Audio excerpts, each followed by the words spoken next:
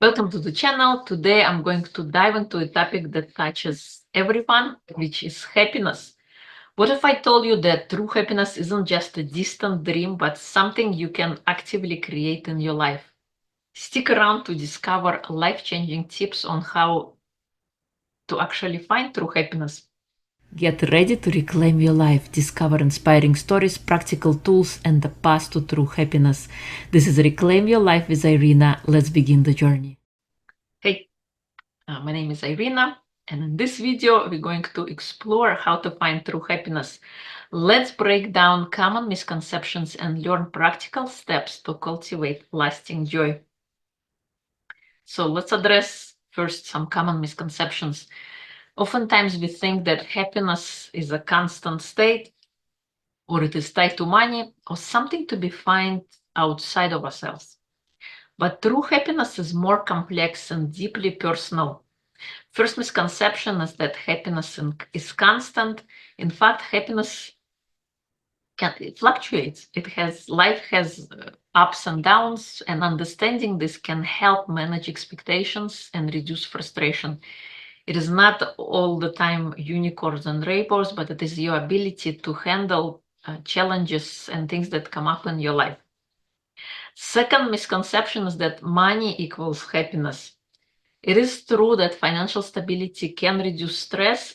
Research shows that beyond a certain point, more money does not equate to more happiness. In fact, people at different income bracket levels have different kind of challenges in their life, and having money not necessarily equates to them being happy. They face different kind of issues and challenges. So instead, focus on fulfilling relationship and meaningful experiences. Another type of misconception is that success guarantees happiness. Achieving goals is great, but it's the journey and personal growth that often brings deeper satisfaction. Because on the outside, you might have a perfect family, a perfect home, a great career, but something on the inside is missing. So externally, you have achieved success or happiness, but if you don't feel happy on the inside, that's what matters most.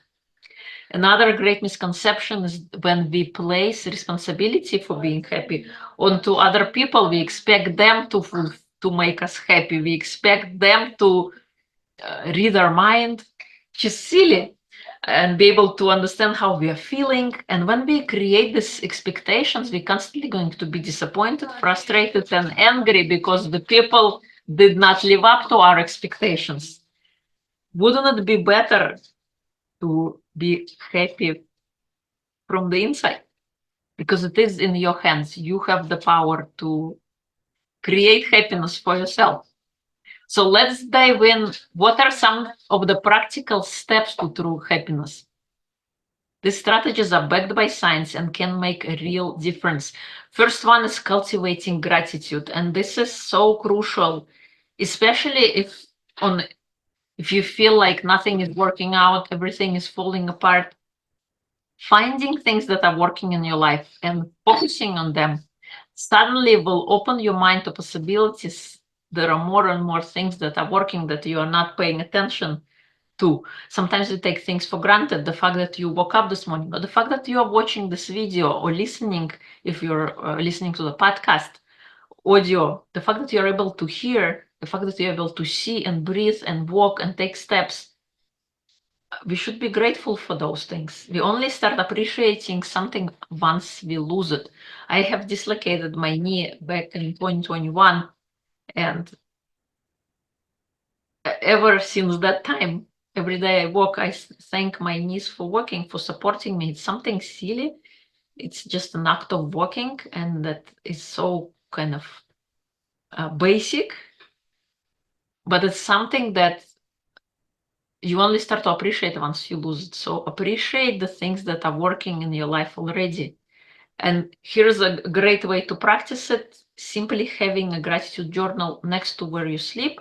And you can do it either one of two ways, or you can do both. In the morning when you wake up, what are the three things you're grateful for? The fact that you're awake, the fact that you took a breath, Or when you go to bed at night, what are three things you're grateful for? This ability alone, noticing the things that are working and appreciating those things, refocuses your brain, refocuses your mind to focus on the positive things in your life. And suddenly you find more and more things that are working.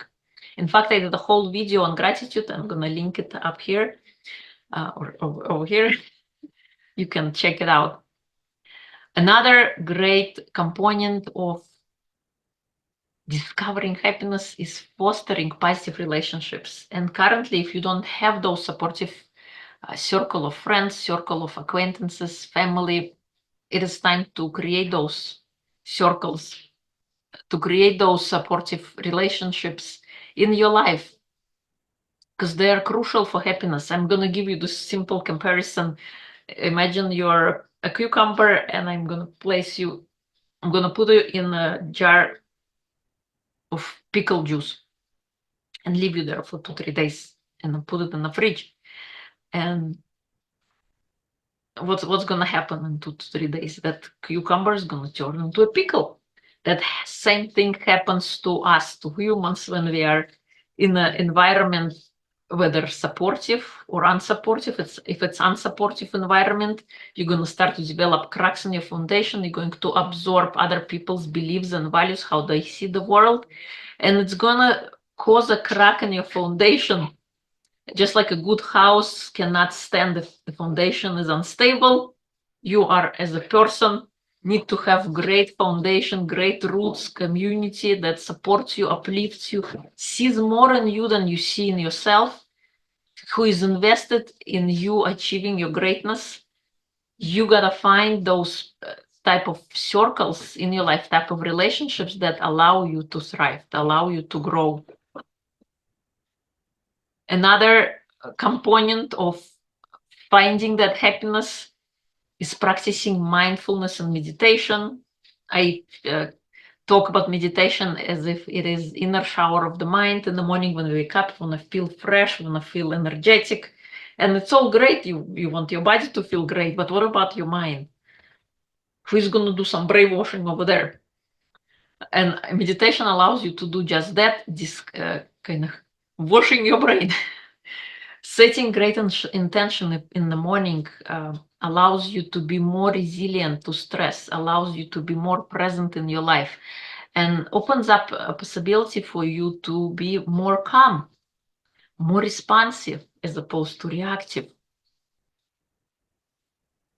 Another great practice is engaging in meaningful activities like finding hobbies. What sets your soul on fire? Have you put your life on hold and said to yourself, I'm going to do this thing I love when I retire or when I have time? Well, guess what? If you wait until you retire, you might get to your retirement age and then you'll discover that you don't have it in you to pursue your hobby anymore. Maybe you're so worn out from all the time you were working that you just want to chill out and rest. And hobbies are not, in hobbies you can discover a little more about who you are. When you do stuff that you love doing, your life becomes, you will feel more alive, living and exploring and trying new things. The greatest regret of dying is not doing the things they wanted to do and kind of putting it on hold and not pursuing their passions. I encourage you to start practicing what you love today. I talk also about 10 minutes of joy, practicing something that sets your soul on fire, 10 minutes every single day. And if you have more than 10 minutes, by all means, go and do that. Through hobbies, you will discover more of who you are and you're going to feel more alive and more present in your life. Because when you're practicing something you love, you can experience something that's called a state of flow, when you notice the time just flying by. You don't even notice time pass. You're so engrossed in your activity and you're doing it not for any specific outcome other than the fact that you're pursuing something you love already. Or if it's something you always wanted to try and you're discovering, you're being curious, you're becoming like a child again. Oftentimes we become too serious as life progresses, as we have bills to pay, we have more responsibilities, and we forget to feed the innermost part of ourselves that is still inside of us. So explore your hobbies. Another thing I want to mention, that you have a choice to be happy now. Did you know it takes the same amount of energy for you to be angry, sad, frustrated that it takes for you to be happy? And it's not necessarily rainbows and unicorns, but it is a decision that you make how you want to expand your energy. Where do you want to place your energy? Because we create our future from being here in the present moment. And when we regurgitate the past, when we are obsessed about what happened in the past, we continue to perpetuate the same story and ideas for us that already happened, and we're creating the same miserable experience for our future because we are not being in the here, in the now, in the present. We are somewhere in the past. We are worrying what will happen in the future. We are being anxious about what is going to come, and we miss out on being present. We miss out on what is right here in front of us and our ability and possibility to create a better future for ourselves. So these are some of the steps, some of the tips that you can practice to create happiness in your life today, and I'll be sharing more in other videos. To recap, in conclusion, I want you to remember that happiness is not about perfection, and it is not about constant bliss. It is about finding joy in the journey, embracing life's ups and downs, and cultivating practices that nourish your mind, body, and soul. If you found this video helpful, don't forget to like, share, and subscribe for more content on living your best life. Leave a comment below about your favorite happiness tip. Share what happiness means to you. Share what kind of happiness tip you encountered in your life.